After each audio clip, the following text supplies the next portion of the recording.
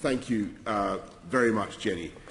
Well, I don't think that the programme has under-delivered.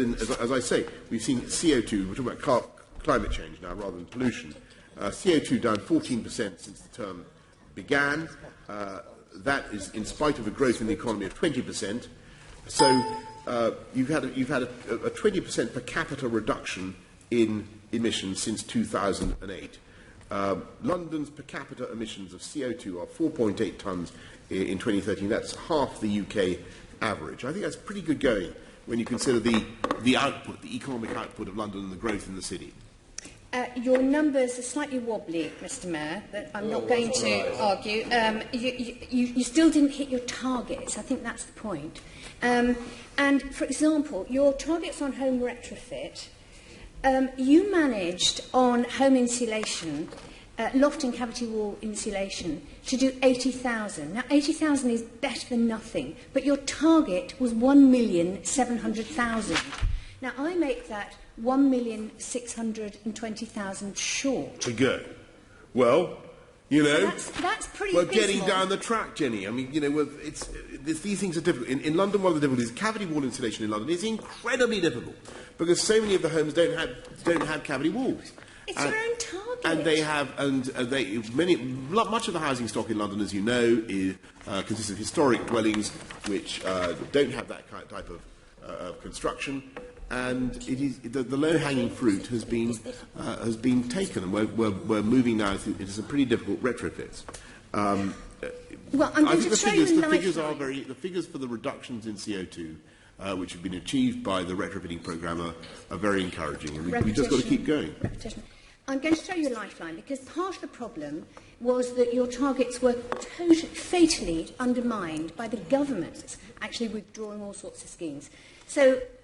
Do you regret, perhaps, that you didn't push the government harder to reinstate some of those schemes, or at least give you extra funding to complete yours? Like what? Like which schemes? Well, do you really want me to go through the list? Well, things like the Green Deal, the energy, the company obligation. That wasn't working well. I mean, you know. Yeah, but it undermined your. I'm trying to help you here. This is our last confrontation, Mr. Mayor. I hope for a little bit more cooperation here. I am cooperating. I'm cooperating. I'm cooperating here, Jen. We've got a big programme. Well, apart from anything else, we just launched a new boiler scrappage scheme with a £400 cashback for an inefficient boiler. That will help one of the biggest producers of surplus CO2 and indeed of NOx.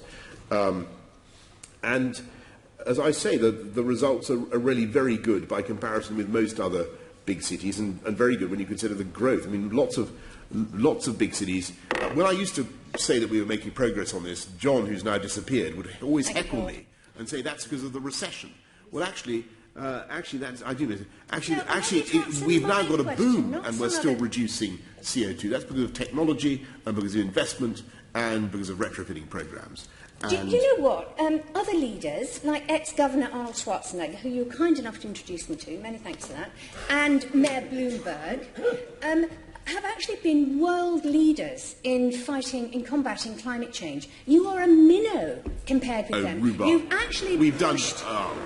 actually pushed climate sceptic views. You have not put the energy into just because we don't go around swanking doesn't mean that we haven't done better than other big cities. We've done brilliantly. I'm talking about you just because I don't swan off around the world on climate change junkets, just because I don't rack up the air miles, spewing vapour into the ether, bragging about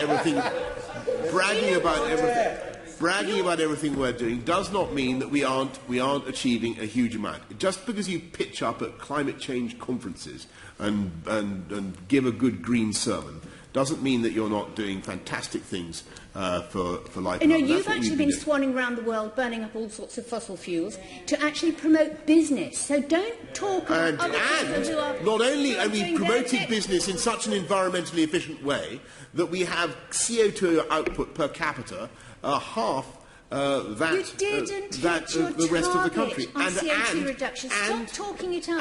And we've increased GDP by 20%. And now those are astonishing figures.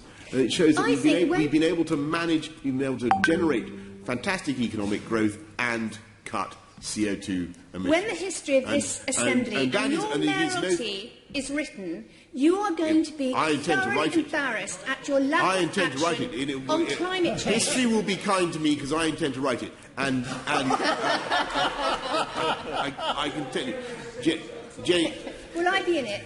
Look, of course you're going to be in it, because Jenny and I, one thing we agree on this, we agree on many things. One thing Jenny and I agree on is we don't need the European Union to tell us to do this, because Jenny and I are both Brexiteers, and she is entirely, unlike Darren, I think, You're both wrong. Who is a stolid, mired in the morass of Brussels. Back to climate change. Jenny and I are both Brexiteers, and you're right, Jenny, and you're right on this, and then you've been right over many years in hounding me on this issue in your nice way. You have hounded me, and I do think, and that's what I meant, the remarks I made earlier, I think very often, actually, the kicking I get round this horseshoe does make a difference to the policies that we make and to the energy we put into things. And I think that on climate change, you have been a leader. And I think London has done very well. And I think on that point, because the Greens are out of order... No, out of time. Not out of order. I'm not.